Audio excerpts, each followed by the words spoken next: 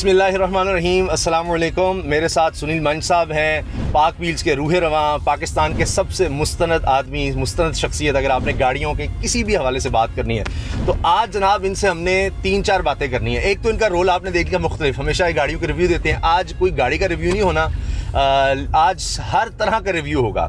Budget का review होगा, जो गाड़ियाँ सस्ती की गई हैं उनके बारे में बात होगी। इसके साथ इलेक्ट्रिक व्हीकल पॉलिसी, अब मैंने पढ़ा कि और मोस्ट रेड था जनाब ये खबर कि जी न्यू ऑटो पॉलिसी गवर्नमेंट ले आई है। तो ये सब बातें क्या हैं और ऑन की बात करेंगे, ऑन जो गाड़ियों पर है इस हवाले से भी बात करनी है। सुनील मंच साहब, सर अस्सलाम वालेकुम। वालेकुम सलाम, कैसे हैं आप? ठीक ठाक हैं, अल्लाह का शुक्र है। आज कैसा लग रहा है आपको? एक डिफरेंट रोल में हमेशा गया तो आप गाड़ी का रिव्यू देते हैं या आप यहाँ बैठकर ओनर का रिव्यू ले रहे होते हैं? आज आप मेरा रिव्यू ले रहे हैं। मेरा ख्याल है रोल स्विच हो गए, तो इट्स गुड। नई चीज़ हमेशा अच्छी लगती है। अच्छा, ये बताएं सबसे पहले तो कि इस वक्त जनाब धूम मची हुई है। मैंने देखा सोशल मीडिया पे 1,13,000 तो बराह रास्त गाड़ी सस्ती हो गई जी, 800 और 850 सीसी से नीचे गाड़ी। तो आप इस पर खुश हैं? अगर देखा जाए तो मेरा ख्याल है हिस्ट्री में पहली बार ही होगा। मैंने अपनी 42 साल ज़िंदगी में कभी नहीं देखा कि पाकिस्तान में गाड़ी कभी सस्ती की गई हो। और मैं जितनी अपनी वीडियोस बनाता हूँ उसमें भी मैंने हमेशा कहा था कि कोई कारसाज इदारा नहीं करेगा, करना पड़ेगा तो गवर्नमेंट को लीड लेनी पड़ेगी और उसको जो अपनी जो कहते हैं ना अपनी किटी, अपनी जेब पे जो है थोड़ा काम हाथ हल्का रखना पड़ेगा। तो इसमें अगर इस बजट में देखा जाए जो 850 सीसी से नीचे गाड़ियाँ जो लोकली प्रोड्यूस्ड हैं उनके ऊपर गवर्नमेंट ने जो छूट दी है, एक तो उन्होंने FED 0 कर दिया जो 2.5% था, जो कि लगाया भी इसी गवर्नमेंट ने था, पहले नहीं होता था। और जो सेल टैक्स है जो 17% है उसको जो है तकरीबन 4.5% नीचे कर दिया गया। तो ऑल टुगेदर जो इम्पैक्ट है वो तकरीबन 6.2 to 7% बनता है, जो कि एक खुशाइन बात है।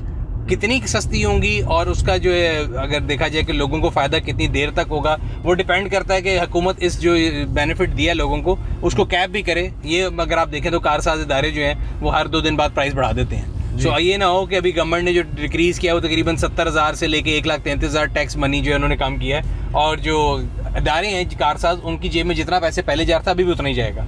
तो ये ना हो कि वो महीने बाद उसको मजीद बढ़ा दें, 2 महीने बाद फिर बढ़ा दें। तो ये देखना पड़ेगा कि जो बेनिफिट है वो लोगों तक पास हो। बिल्कुल सही। अच्छा, ये बताएं कि इलेक्ट्रिक व्हीकल पॉलिसी आ रही है जी 2030 तक, हमने 30% गाड़ियाँ, 2040 तक 90% गाड़ियाँ इलेक्ट्रिक व्हीकल्स होंगी। तो ये आपको लग रहा है कि ये होने जा रहा है और उन पर सबसे कम ड्यूटी मेरे ख्याल 1% कर दी है, कितनी कम कर दी है? अच्छा, उसमें भी कंफ्यूजन है, मैं आपको क्लियर कर देता हूँ। इलेक्ट्रिक व्हीकल की जो अभी इस बजट में उन्होंने दी है पॉलिसी, जो कि GST 17 से 1% कर दी है, वो खाली उन इलेक्ट्रिक व्हीकल्स के लिए होगी जो पाकिस्तान में बनेंगी।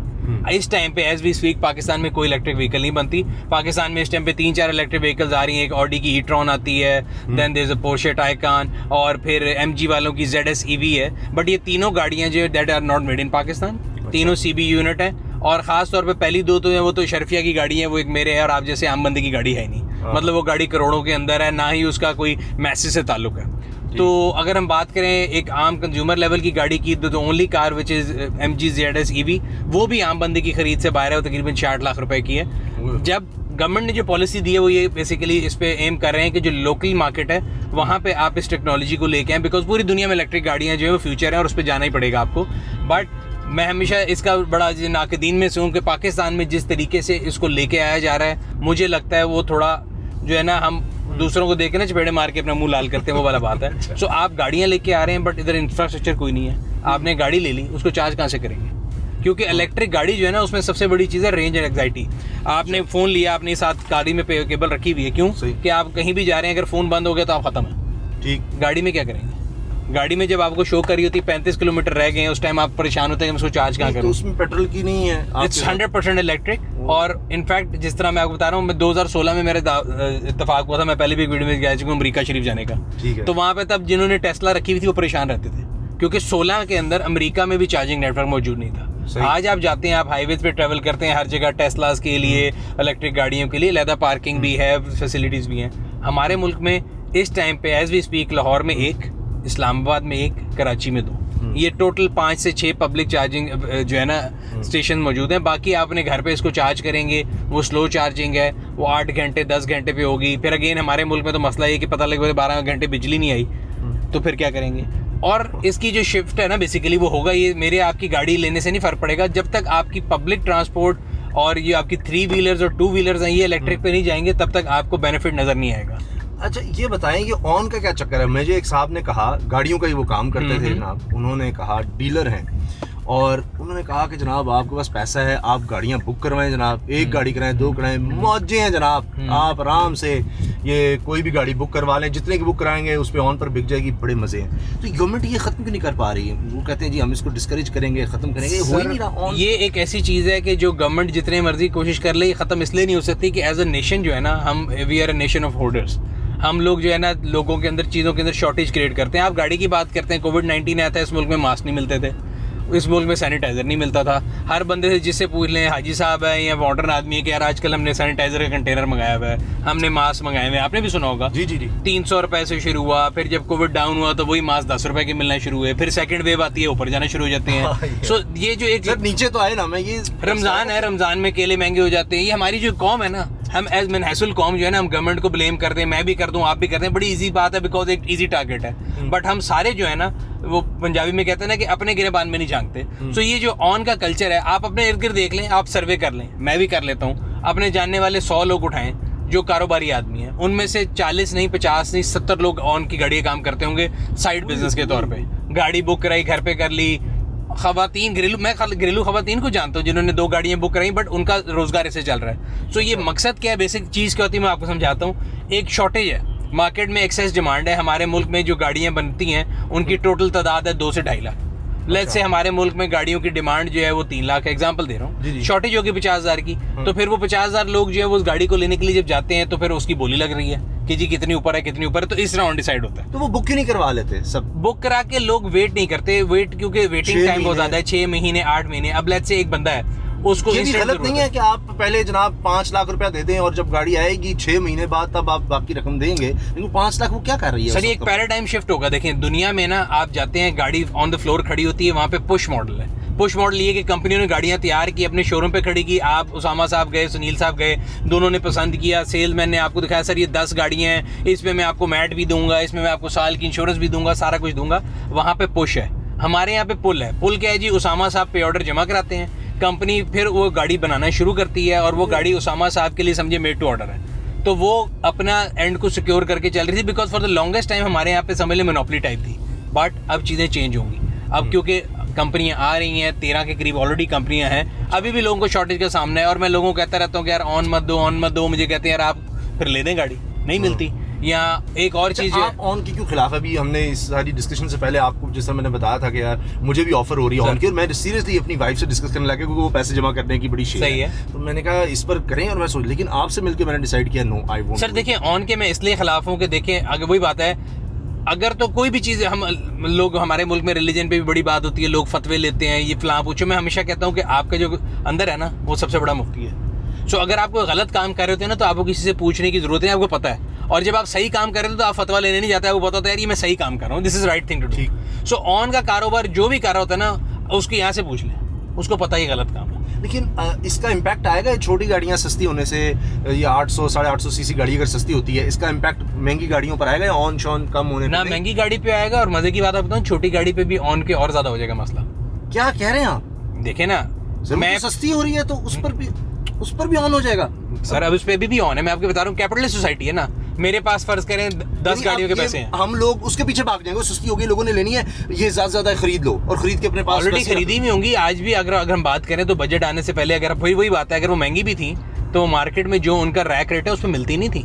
अगर आप सुजुकी की कोई भी प्रोडक्ट लेने जाएंगे तो बगैर ऑन के नहीं मिलेगी आपको मार्केट। सर फिर इसका फायदा आम आदमी को तो नहीं होगा? फिर गवर्नमेंट अगर सस्ती कर रही है तो इसका कैसे फायदा होगा? जब वही लेकर आप ऑन पर लेकर बैठ जाएंगे, मैं खरीद लूंगा 4-5 गाड़ियां, मैं फर्ज करें बुक करवा लेता हूँ, लेट्स सपोज एक आम, और मैंने लिया, मैं ऑन पर बेची जा रहा हूँ, मैं तो फिर वही गाड़ी की जो 1.25 लाख कम हुई है वो तो 1.25 लाख मैं ले जाऊंगा। हाँ, डायरेक्ट ट्रांसलेशन तो बिल्कुल नहीं होगी। मैं आपसे एग्री करता हूँ कि 1.25 लाख फायदा कंज्यूमर को शायद ही हो कि लेट से पहले मैं गाड़ी 10 लाख की बुक करा के 11 लाख की बेचता था, तो अब मुझे अगर 9-20 की मिल रही है तो मैं शायद 10.5 की बेच लूँ, तो थोड़ा सा मैं कंज्यूमर को पास कर दूं। लेकिन ये मैं आपको बड़ा क्लियरली बता रहा हूं कि अगर हम ये एज्यूम करेंगे कल सुबह हम उठेंगे तो पाकिस्तान में से ऑन की लानत खत्म होगी, ये कब खत्म होगा वो भी बता देता हूं। जब तक आपकी मार्केट में जो सप्लाई डिमांड का गैप है ना, ये खत्म नहीं होगा, ऑन का कल्चर खत्म नहीं होगा। सो ये मेरे ख्याल से जो हमारी पहली ऑटो पॉलिसी 2016 की आई थी, इसके जो आप बेनिफिट रीप करेंगे, ये बाय एंड ऑफ 2021, 2022, 2023 में इंशाल्लाह ताला आप देखेंगे इसी मार्केट में आपको ये फोन करके कहा करेंगे कि सर गाड़ी लेनी है, साथ मैट भी ले लें, साथ टैब भी ले लें, साथ फोन भी ले लें। जो सबसे ज्यादा खबर पड़ी गई, मैं देख रहा था अभी हालिया दिनों में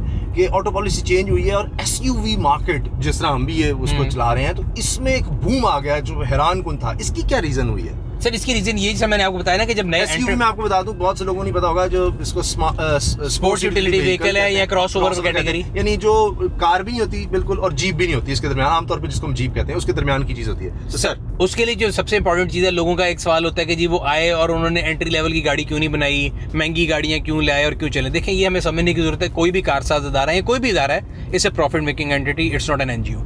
वो सरकारी इदारा नहीं है, उसका काम आपको गाड़ी सप्लाई करना या कोई वो सोशल कॉज नहीं है, वो प्रॉफिट के लिए आए हैं। मैं भी हूँ, आप भी हूँ, हम अगर कोई कारोबार शुरू करेंगे हम सबसे पहले वो सेगमेंट देखेंगे कि हम जिस सेगमेंट में जाएं हमें फौरन रिस्पॉन्स मिले, ठीक है।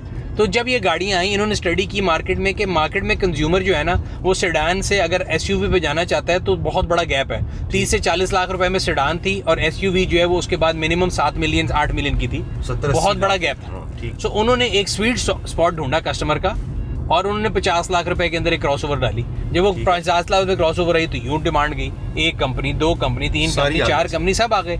अब ऐसा ऐसा क्या होगा, कंपटीशन शुरू होगा, वही वो ऑन शुरू हो गया कि जी 8 लाख 7 लाख 6 लाख। अब जब ये 5 कंपनी आ गई हैं, जब इन ये सारी अपनी सप्लाई देना शुरू करेंगी, आहिस्ता आहिस्ता ये ऑन पे प्रेशर नीचे आ जाएगा, मार्केट नॉर्मलाइज हो जाएगी। आप ऐसा वक्त देखें ना इंशाल्लाह फ्यूचर में कि पाकिस्तान एक्सपोर्ट भी कर रहा हो गाड़ियाँ। यार एक्सपोर्ट का तो मैं नहीं कर रहा, लेकिन उन्होंने जो हमारी पॉलिसी आ रही है उनमें वो एम यही कर रहे हैं। But there are a few companies जो कि चाइना से यहाँ पाकिस्तान में आ रही, जैसे चंगान है। चंगान जो है वो ना सिर्फ कि पाकिस्तान के अंदर आ रहे हैं, उनका एम ये है कि वो दुनिया में जो राइट हैंड गाड़ी एक्सपोर्ट करेंगे, इट्स चाइनीज ऑटो मेकर, वो यहाँ से बना के करेंगे। ग्रेट। अच्छा सर, आखिर में ये बताइएगा कि एडवाइस क्या है, एक आदमी है जो गाड़ी लेने जा रहा है, क्या मेन चीज़ है उसमें? बड़ा मुश्किल सवाल है कि छोटी गाड़ी बड़ी गाड़ी हर प्राइस का डिफरेंस है, क्या चीज़ें नोट करनी चाहिए किसी गाड़ी को लेते हुए, नई या पुरानी? जब आप जिस तरह आप बैठते हैं, आप तो वो कहते हैं ना फलाना सॉन्ग के 10 दिन गाड़ी का, आप तो सर मैं तो हमेशा ये कहता हूँ कि पाकिस्तान के अंदर ना एक सिंपल सा रूल है जिसको मैं फॉलो करता हूँ कि पाकिस्तान में हर घटिया गाड़ी महंगी है और हर अच्छी गाड़ी आपको सस्ती मिलती है, अंडर वैल्यू मिलती है। हमारे यहाँ पे लोग जो है ना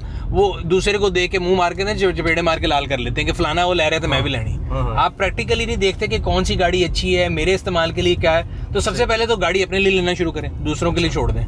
सो जब आप अपने लिए लेना शुरू करेंगे तो आप रिसर्च पूरी करेंगे कि यार मेरे इस्तेमाल में क्या आएगी, मुझे फ्यूल एवरेज क्या चाहिए, मेरी कम्यूट ज़्यादा है कि कम है, मुझे 4x4 चाहिए भी कि नहीं चाहिए, मुझे क्रॉसओवर चाहिए, अगर मुझे क्रॉसओवर मैं ले रहा हूँ और उसके अंदर 4x4 कैपेबिलिटी नहीं तो मेरे किस काम की।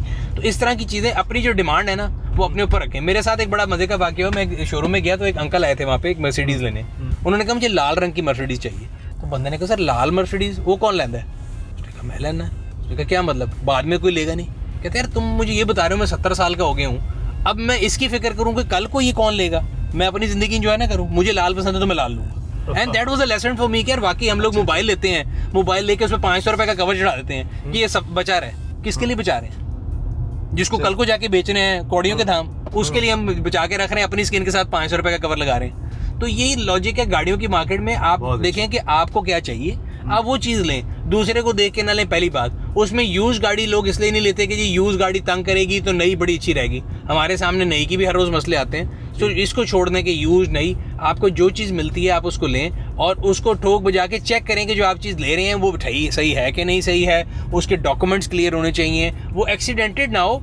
हमारे यहाँ पे एक नया ट्रेंड है कि जी गाड़ी पेंट होगी तो नहीं बिकेगी। पेंट उससे क्या होता है? एक्सीडेंट नहीं होनी चाहिए। आप एक्सीडेंट, अब यहाँ पे हमारे मुल्क में टेक्नोलॉजी, आप चेक कर सकते हैं गाड़ी एक्सीडेंट है कि नहीं। पेंट होने से क्या होता है? उसके डॉक्यूमेंट्स, टाइटल क्लियर हो, लीगैलिटी क्लियर हो। नई गाड़ी ढूंढने में वही बात है, यहाँ तो 8 महीने लगेंगे बुकिंग करा के, यहाँ ऑन देना पड़ेगा।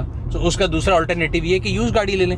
यूज गाड़ी में लोगों को होता है जी फलाना हमें चीट कर रहा है, फलाना हमें ये कर रहा है। हर प्रोफेशन में अच्छे बुरे लोग होते हैं। लोग डॉक्टरों को भी कहते हैं वो कसाई हैं, तो हर डॉक्टर तो कसाई नहीं है। इस तरह कार डीलरों को लोग बुरा कहते हैं, हर डीलर बुरा नहीं है। इस तरह हर अच्छा भी नहीं है। सो आप किसी पे अंधा ट्रस्ट ना करें। आप गाड़ी ले रहे हैं, आप उसको चेक करें, जो आपका मतलब राइट है, आप पैसे खर्च रहे हैं उसको चेक करके लें। And once you have gotten something जो आपके पास है उसको मेंटेन रखें। हमारे यहाँ पे लोग मेंटेन नहीं करते गाड़ियों को। सबसे इंपॉर्टेंट बात ये ना मुझे नजर आती है, मखामी है। मुझे गड्डी पेट्रोल दी एवरेज नहीं दी जी, लास्ट मोबाइल कल चेंज कराया थी वो तो याद नहीं जी। तो यार आपको अगर यही नहीं पता कि आप अपनी गाड़ी को मेंटेन नहीं कर रहे, एज इस बेसिस पे कराते हैं, गड्डी रुक जाएगी तो फिर करा लांगे, पहले नहीं कराते। अगर आप उसको साथ साथ मेंटेन रखेंगे, उसकी लाइफ बढ़ेगी, टायर अच्छे डालेंगे, आपकी सेफ्टी सिक्योरिटी रहेगी। अक्सर एक्सीडेंट होते हैं तो पता लगता है जी एयर बैग के ऊपर चीखें मारना शुरू कर देते हैं कि जी एयर बैग नहीं आया। यार एयर बैग को छोड़िए, यहाँ पे आदि मुल्क में जो हमारे लोग ऐसे हैं जो कि पुराने टायर चलाते हैं। आप पुराने टायर जो है वो तो एक खुदकुशी है। आप सड़क पे जा रहे हैं, मोटरवे पे आप ट्रैवल करें, मेरा बहुत ज़्यादा ट्रैवल होता है, हर अगले रोज़ आपको पता चलता है कि जी टायर फट गया, ये हो गया। तो इन छोटी छोटी चीज़ों पे अगर गौर करेंगे तो मेरा नहीं ख्याल कि गाड़ी को लेना कोई इतना मसला है, खासतौर पे अब जबकि .coms का ज़माना है, आपके सामने है, पार्क व्हील्स भी आप लोगों के लिए है, एक ऑप्शन अवेलेबल है, इंस्पेक्शन सर्विसेज अवेलेबल है। मेरे नहीं करें, किसी से भी ले लें, but there are services in this country जिसको आप यूज़ करके एक यूज गाड़ी भी ले सकते हैं। चलें, बहुत बहुत शुक्रिया सुनील मंच साहब, आपने हमें इतना वक्त दिया, थैंक यू सो मच। तो जनाब आपके फीडबैक का इंतज़ार रहेगा और ये सिलसिला हम जारी रखेंगे। आपके कोई सवाल हो, आप जो पूछना चाहें तो आप कमेंट सेक्शन में ज़रूर पूछिए, ताकि हम नेक्स्ट टाइम कोशिश करेंगे कि वो सवाल भी सुनील मंच हमसे पूछें। अल्लाह हाफिज़।